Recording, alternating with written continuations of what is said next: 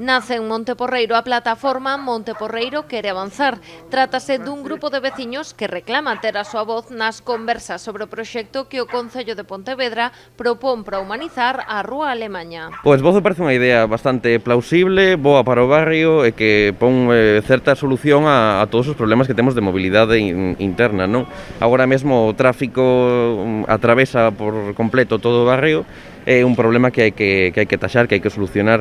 Entón, de primeiras é un proxecto que somos favorables, pero, bueno, por suposto, queremos coñecelo en profundidade para poder aportar pois calquera modificación que podamos creer que é mellor para toda a xente que vive no barrio, que non somos poucos e poucas. Segundo a Velleira, o colectivo nace para sumar e achegar ideas para mellorar a situación do barrio. Por iso, hoxe solicitaron no Concello unha reunión co edil de obras para coñecer de primeira man a súa proposta. Queremos coñecelo, poder aportar ideas, facer modificacións se o barrio considera que é o preciso e, por suposto, pois apostar sempre polo diálogo, non? Un diálogo para sumar, un diálogo que tense que dar sen insultos de por medio, sen toda esa crispación que estamos vivindo nos últimos días, nas últimas semanas, dende que se coñeceu o proxecto en Monteporreiro. A súa postura é ben diferente á manifestada até de agora pola Asociación de Veciños, que presentou 3.000 sinaturas contra a proposta de humanización da Rúa Alemaña. Recordemos que a idea do goberno local pasa pola creación dunha gran praza peonil nas interseccións da Rúa Alemaña coas rúas Grecia e Portugal.